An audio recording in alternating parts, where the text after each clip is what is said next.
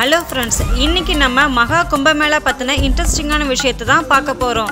இந்த மகா கும்பமேளா இந்தியாவின் உத்தரப்பிரதேச மாநிலத்தின் கிழக்கில் உள்ள பிரயாக்ராஜ், அதாவது அலகாபாத் அப்படின்ற இடத்துல கங்கை நதி, யமுனை நதி மற்றும் சரஸ்வதி நதிகள் ஒன்று கூடும் திரிவேணி சங்கமத்தில் தாங்க நடைபெற போகுது. அதாவது மகர சங்கராந்திலிருந்து ஆரம்பிச்சு மகா சிவராத்திரி வரைக்கும் 13 ஜனவரி 2025 முதல் 26 பிப்ரவரி 2025 வரை தொடர்ந்து 48 நாட்கள் நடைபெறுது. பொதுவாக மகா கும்பமேளா நிகழ்வு அப்படின்றது 12 வருடத்திற்கு ஒரு முறை தான் நடைபெறும். ஆனா இந்த சிறப்பு மகா கும்பமேளா ஆனது 144 வருடத்திற்கு ஒரு முறை தான் நடைபெறுது.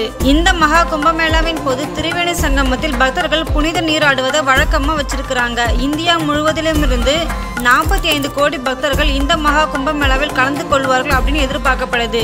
இதற்கு முன்னாடி இந்த மகா கும்பமேளாவானது 1881ஆம் ஆண்டு நடைபெற்றது அப்படின்னு சொல்லப்படுது. யுனெஸ்கோ நிறுவனம் இந்த மகா கும்பமேளாவை புலப்படாத பண்பாட்டு பாரம்பரியமாக அறிவிச்சிருக்கிறாங்க. பொதுவா கும்பமேளாக்கள் அப்படின்றது 3, 6, 12 மற்றும் 144 ஆண்டுகளுக்கு ஒரு முறை நடைபெறும்.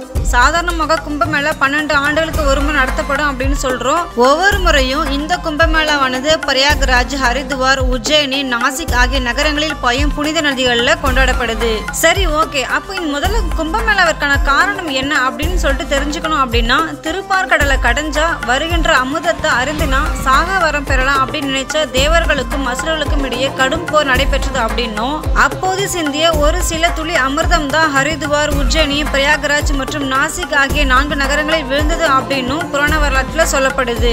ஜோதிட கணக்குப்படி பார்த்தோம் அப்படின்னா குரு, சூரியன், சந்திரன் ஆகிய 3 கிரகங்களும் ஒரே நேர்கோட்டில் வரும் காலங்கள்ல தான் இந்த மகா கும்பமேளா நடைபெறும் அப்படின்னு சொல்லப்படுது. சாதாரணமாக நடக்கும் கும்பமேளாவை விட இந்த 2025 நடைபெறும் மகா கும்பமேளா மிகவும் மங்களகரமானது, சிறப்பு வாய்ந்ததும் கூட. இந்த கும்பமேளாவில் நிறைய துறவிகள், சாதுக்கள், சாத்விகள் மற்றும் யாத்ரிகர்களும் ஏராளமானோர் கலந்துக்கிறாங்க. சரி, இப்போ நம்ம கும்பமேளாவை பத்தி பார்த்துட்டோம்.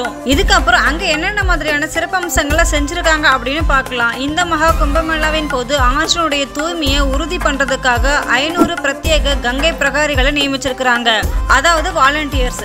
அதுக்கப்புறம் சுற்றுலா பயணிகள் மற்றும் யாத்ரிகர்களுக்கு உதவுவதற்காக செயற்கை நுண்ணறிவு கருவிகள் மற்றும் சாட்போட்கள், அதாவது கஸ்டமர் சர்வீஸ்லாம் பயன்படுத்திருக்கிறாங்க.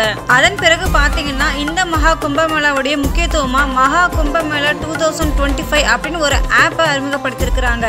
இந்த ஆப் எதுக்கு பயன்படுது அப்படின்னா, சுற்றுலா பயணிகள் மற்றும் யாத்ரிகளுடைய நலனுக்காக பயன்படுது. அதாவது விழாவை உடனுக்குடன் தெரிஞ்சுக்கிறதுக்காகவும், அங்க என்னென்ன அப்டேட்ஸ்கள்லாம் நடந்திருக்கு, என்னென்ன நடக்க போகுது அப்படின்னு தெரிஞ்சுக்கிறதுக்காகவும், ஒரு ஈவென்ட் ஷெட்யூலை பார்க்கறதுக்கும், ரூட் மேப்பை பார்க்கறதுக்கும், தங்கும் இடம் பார்க்கறதுக்கும், அத்தியாவசியமான உதவி குறிப்புகளுக்கும், சடங்குகளுக்கும், கல்ச்சுரல் ப்ரோக்ராம்ஸ் எல்லாத்தையுமே பக்தர்கள், யாத்ரிகர்கள் எல்லாருமே தெரிஞ்சு வச்சுக்கிறதுக்காக இந்த ஆப் அவங்களுக்கு உதவும். அது மட்டும் இல்லாம இந்த மகா கும்பமேளாவின் போது எதிர்பார்க்கப்படும் அதிகமான யாத்ரிகர்களின் வருகைக்கு ஏற்ற மாதிரி பிரயாக்ராஜ் எக்ஸ்பிரஸ் மற்றும் லக்னோ மெயில் போன்ற முக்கிய ரயில்களின் பெட்டிகளோட எண்ணிக்கையை அதிகரிக்க போறோம் அப்படின்னு சொல்லிட்டு இந்திய ரயில்வே அறிவிச்சிருக்கிறாங்க.